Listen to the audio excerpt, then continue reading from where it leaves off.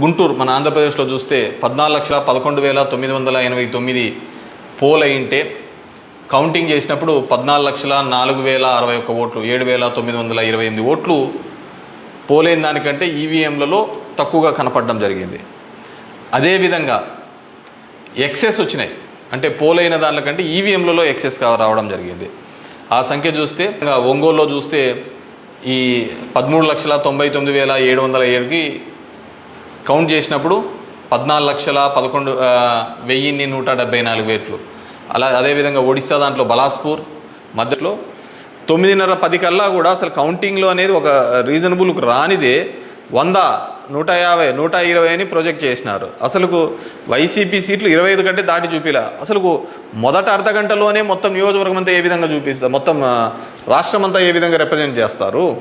So ఆ విధంగా represent చేయడానికి ఏంటంటే బేసిక్గా అక్కడున్న ఏజెంట్లు కావచ్చు, అధికారులు కావచ్చు, వన్ సైడెడ్గా పోవడం కోసం ఆ విధంగా చేసినారు. ఆ విధంగానే ఉండడంతో ఆల్మోస్ట్ వాళ్ళందరూ కూడా 10:30 నుంచి బయటికి రావడం మొదలుపెట్టినారు. ఏం జరిగింది అనేది అసలు ఎవరికే కానీ అర్థం కాలేదు. టీవీలలో చూసినాము అంటే అసలు 8:30 అంటే 9:30 కల్లా 100-150 సీట్ల లేక వచ్చేసిన ఎలివేషన్స్ అన్నీ ఇవ్వడం జరిగింది. సో ఏ విధంగా మీడియా ఎలక్షన్ కమిషన్ వెబ్సైట్లలో పెట్టలేదు, అక్కడ ఆ విధంగా ప్రాజెక్టు కాలేదు. కానీ వీళ్ళంటూ వీళ్ళే మొదటే చేయడం వల్ల ఏంటంటే దానివల్ల ఏజెంట్లు అక్కడ నుంచి వెళ్ళిపోతారని చెప్పేసి, అదేవిధంగా ఉద్యోగస్తులు అందరూ కూడా వన్ సైడెడ్గా జరిగిపోతే ఏజెంట్లు అందరూ పోయినారంటే వీళ్ళు రాసుకునేదే రాత అయిపోతుంది కదా. సో ఆ విధంగా అబ్జల్యూట్ మెజారిటీస్ ఇదైతే అంటది. అదేవిధంగా సో ఇదంతా కూడా మనం నిజమైన ప్రజాస్వామ్యంలో దొంగ ఓట్ల మీద ఉన్నామా, లేకుంటే ఈవీఎంలో మిషనరీస్ మీద పనిచేస్తున్నామా, నాకు ఓడిపోయినానని నేను బాధతో కాదుగా చెప్తున్నానని కానీ అందుకే నేను ఆంధ్రప్రదేశ్ స్టేట్ గురించి ఎక్కడ చెప్పలే. దేశంలో జరిగినది వివిధ దీనిలలో చెప్పినది. ప్రశాంత్ భూషణ్ కూడా ఆయన సీనియర్ లాయర్గా కూడా ఆయన కూడా పోరాడుతున్న సందర్భం చూసాం.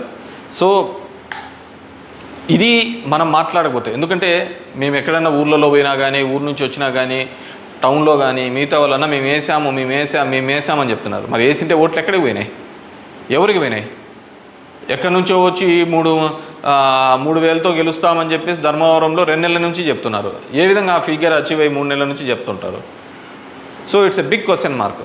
సో దెర్ ఈజ్ కంప్లీట్లీ ఏదో ఒక సెక్షన్లో అయితే మ్యానిపులేషన్ జరిగింది. ఇప్పుడు ఏం చేసేది ఎందుకు కాదు, కానీ జస్ట్ ప్రజలందరూ కూడా మనం అందరం వివేకంగా ఆలోచించుకొని డెమోక్రసీ ప్రజాస్వామ్యాన్ని ఇదే పెట్టుకుంటూ పోతా అంటే మోడీ 3 అవుతుంది, మోడీ 4 అవుతుంది, మోడీ 5 అవుతా ఉంటుంది. ఇంక జనం యొక్క ఓటుకు దాని విలువకు ఎటువంటి విలువ ఉండలేని పరిస్థితి మనం చూడగలుగుతాం. So these are all planned and స్క్రిప్టెడ్గా అంతా కూడా జరిగిందని పూర్తిగా నేను నమ్ముతున్నాను. పబ్లిక్ జనం కూడా అదే విధమైన ఆలోచనలతో ఉన్నాయని నమ్ముతున్నాను. వాట్ ఎవర్ మేబీ నాకు కూడా ఈ 5 ఏళ్ళు కూడా జనాలు మీరు ఇంకా తిరిగినే చాలు, చేసినే చాలు, ఇది చాలు అని చెప్పేసి ఒక బ్రేక్ ఇచ్చినట్టుగా ఉంది. కానీ బ్రేక్ ఇచ్చినంత తప్ప నాకు రాజకీయాలు తప్ప వేరేది ఏమీ తెలియదు కాబట్టి డెఫినెట్గా నా గొంతును వినిపిస్తూనే ఉంటాను. అన్ని విధాలుగా కూడా ఎక్కడెక్కడ ఏ తప్పులు జరుగుతున్నా కానీ, అది నియోజకవర్గ వ్యాప్తంగా కావచ్చు, రాష్ట్ర వ్యాప్తంగా కావచ్చు, దేశవ్యాప్తంగా కావచ్చు, ఖచ్చితంగా ఇంకా ఇట్లా కాకుండా నేనేం వేరే వాళ్ళను బూతులు తిట్టేది ఇంకోటి అవసరం లే. జనాలకు ఎంతో కొంతమంది కన్నా సరే నాకు తెలిసిన విషయాన్ని షేర్ చేసుకోవాలనేది ఒక ఆలోచన విధానంగా అనుకున్నాను. డెఫినెట్గా ఐ విల్ కంటిన్యూ దట్. ఎందుకంటే చూస్తున్నాం అక్కడక్కడ జరిగినవి ఇవన్నీ కూడా.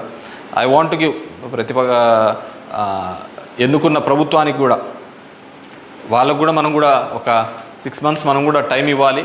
వాళ్ళు ఏం చేస్తారు, వాళ్ళు ఇచ్చిన మాటను ఏం చేస్తారు, ఏ విధంగా కట్టుబడి ఉంటారు అనేది చూడాలి. ఎన్నెన్నో వాగ్దానాలు ధర్మవరానికి ఇచ్చినారు, రాష్ట్రానికి ఇచ్చినారు, చాలా వాగ్దానాలు ఇచ్చినారు. కాదు అవి ఎంతవరకు నెరవేరుస్తారు, లేదు కేవలం కక్ష సాధింపు చర్యలతోనే మిగిలిపోతారా, ఇవన్నిటినీ కూడా కాలమే సమాధానం చెప్తుంది. సో అప్పుడు end of the day who is the best అనే పద్ధతికి మనం అందరం కూడా మాట్లాడుకుంటామని చెప్పేసి తెలియజేసుకుంటూ, ఈ ఈవీఎంస్లో జరిగిన ప్రతి ఒక్కటి కూడా మీ దృష్టికి తీసుకొని రావాలనే ఒక ఆలోచన నాకు తెలుసు. Please subscribe .news